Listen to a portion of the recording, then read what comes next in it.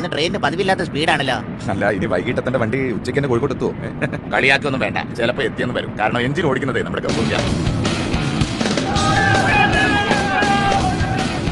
Sir എന്തായി കാണിക്കുന്നത്? Train പാളം തെറ്റി.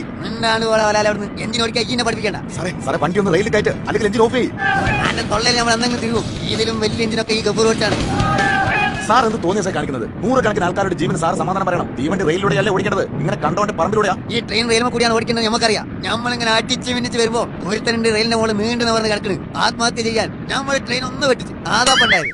എന്റെ സാറേ, ഒരാളുടെ ജീവന് വേണ്ടി 100 കണക്കിന് ആളുകളുടെ ജീവൻ ഇങ്ങനെ കുരുതി കൊടുക്കുന്നത് ശരിയല്ല. ആ റെയിലിൽ തലവെച്ച് കിടക്കുന്ന ആൾ എന്തായാലും ചാവാൻ തീരുമാനിച്ചതായിരിക്കും. അന്നേരം അയാളുടെ നെഞ്ചത്തൂടെ വണ്ടി കയറ്റാന്നല്ലാണ്ട് ഇങ്ങനെ ട്രെയിൻ പറമ്പിലൂടെ ഓടിക്കാ ചെയ്യാം. ഓന്റെ നെഞ്ഞത്തൂടെ വണ്ടി കയറ്റാൻ തന്നെയാണ് നമ്മൾ വിചാരിച്ചത്. ട്രെയിൻ അടുത്തെത്തിയപ്പോ കള്ളം എണീച്ച് ഓടിക്കാൻ.